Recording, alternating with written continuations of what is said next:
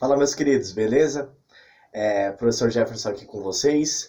Hoje eu tenho um assunto bem legal de química para comentar com vocês, que ele trata das semelhanças entre as espécies, que podem ser semelhanças entre átomos ou semelhanças entre íons, ou semelhanças entre íons e átomos, certo?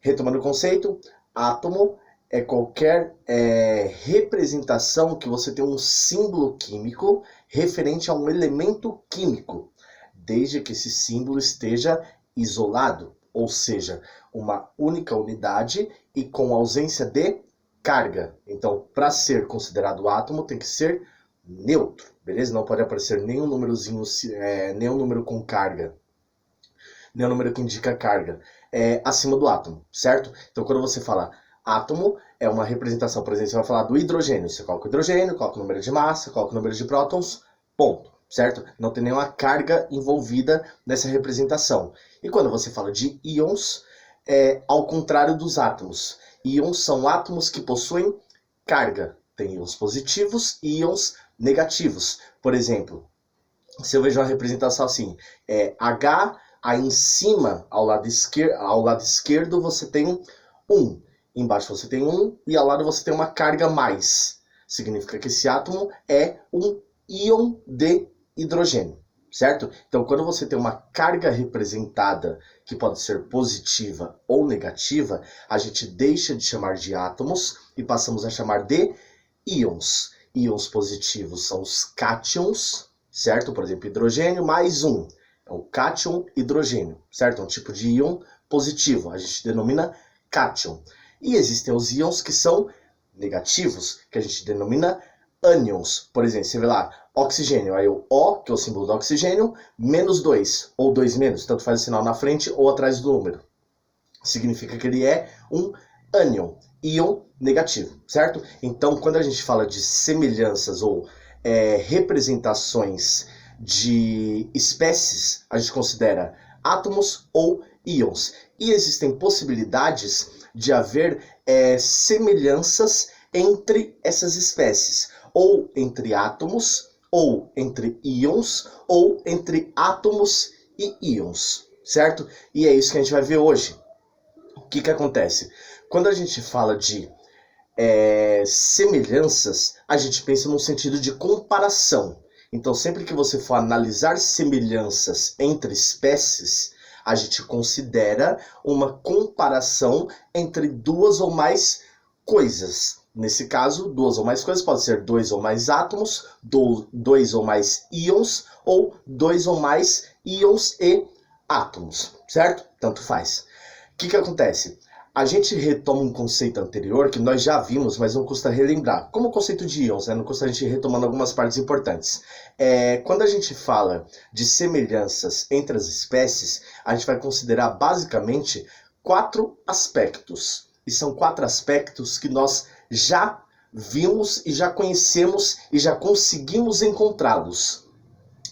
Um dos aspectos é o número de prótons, também conhecido como número atômico. Outro aspecto é o número de massa, certo? Representado pela letra A. Lembrando, o número atômico, o número de prótons, é a letra Z ou P minúscula. O número de massa é a letra A maiúscula. Número de nêutrons é a letra N. E o número de elétrons, que é o E minúsculo com o menos elevado. Então, o Ezinho com o menos lá em cima, na sua direita da representação, certo? O que acontece? Essas 4 representações que eu disse para vocês, a gente já conhece e já sabe como encontrá-las. Se não lembra, eu dou um panorama básico para vocês. Se você pega um átomo X, por exemplo, sempre na representação desse átomo ou desse íon, tanto faz, o número que vai acima é a massa, certo? Então, sempre em cima vai ter um númerozinho que é a massa desse átomo ou desse íon. Abaixo você tem o número de prótons, que é o número atômico, certo? Que é o Z ou P. Então, embaixo da massa você tem o número de prótons ou número atômico, número de partículas positivas. Se você considerar o número de nêutrons, ele não aparece descaradamente, digamos assim, mas dá para você encontrá-lo. O número de nêutrons ele é representado pela subtração entre o número de cima e o número de baixo. Em linhas gerais, o número de nêutrons é indicado pela subtração entre massa menos o número de prótons. Aí você encontra o número de nêutrons, certo? Se você quiser determinar o número de elétrons, ele depende do que você está analisando. Se você está analisando átomos, você encontra os elétrons de um jeito, que é a maneira mais simples de todas, das 3 possíveis. Se você está analisando cátions, íons positivos, você encontra de um outro jeito. E se você está analisando ânions, que são íons negativos, você encontra de outra maneira, certo? Que a gente já analisou também, certo? Quando você considera átomos neutros, ou seja, não tem carga, não é nem cátion e nem ânion, você considera que o número de prótons, que é o número que está embaixo da representação, ele é sempre igual ao número de elétrons. Então, gravem essa frase. Para encontrar elétrons em átomos neutros, é o número de prótons igual ao próprio número de elétrons. Se um átomo ele tem 20 prótons e ele é neutro, significa que ele tem 20 elétrons. O número de elétrons não aparece na representação, só aparece massa e prótons. E a carga eventualmente, se for um íon. Mas o número de elétrons ele é em referência aos prótons. Átomos neutros, prótons iguais a elétrons, na sua quantidade.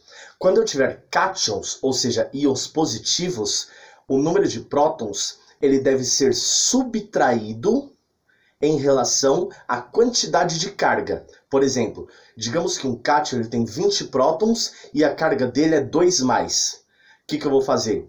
Eu vou fazer o número 20, certo, dos prótons, menos o número de carga que é 2, daria 18 elétrons, certo? Então, para cátions, para encontrar o número de elétrons, subtrai-se o número de prótons com a carga que está em cima, certo? Oposta à massa, beleza? Se tiver só o sinal, por exemplo, só mais, significa que o número que está acompanhado do mais é 1. E se for menos também, só tá o sinalzinho de menos, significa que é menos 1. Quando for 2, 3, 4, aí ele mostra o número. O 1, ele não obrigatoriamente precisa representá-lo, mas se aparecer só o sinal mais ou menos, significa que está acompanhado do 1. Então, cátions, número de prótons, menos a quantidade de carga, para encontrar os elétrons, certo? Massa, nêutrons e prótons, mesma coisa. Os elétrons têm que fazer a subtração com a carga e o número de prótons. Sempre o número de prótons na frente, porque ele é maior.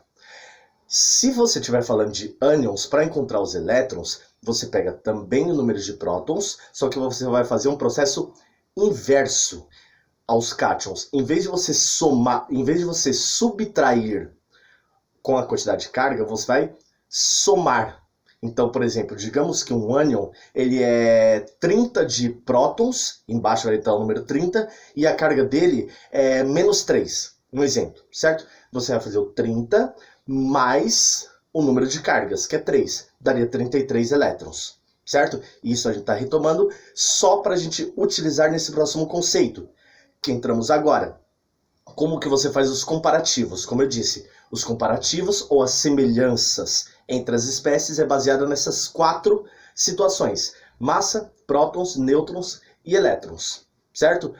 Quando você tiver igualdade de prótons, ou seja, o número atômico dos átomos ou das espécies em geral, ele é igual quando você está comparando de 2 ou 3 espécies, tanto faz, ou 4, a gente chama ele de isótopos, certo? Isótopos.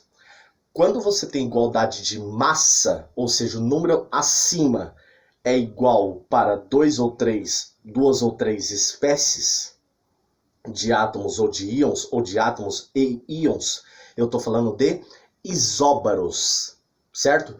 E quando eu tiver número de nêutrons iguais, eu estou falando de isótonos, ou seja, eu estou comparando 3 espécies. Eu faço as subtrações da massa e dos prótons. Se der valores iguais, eu tenho isótonos existindo ali. A relação de proximidade de semelhança é de isotonia, certo? Ou isótonos, certo?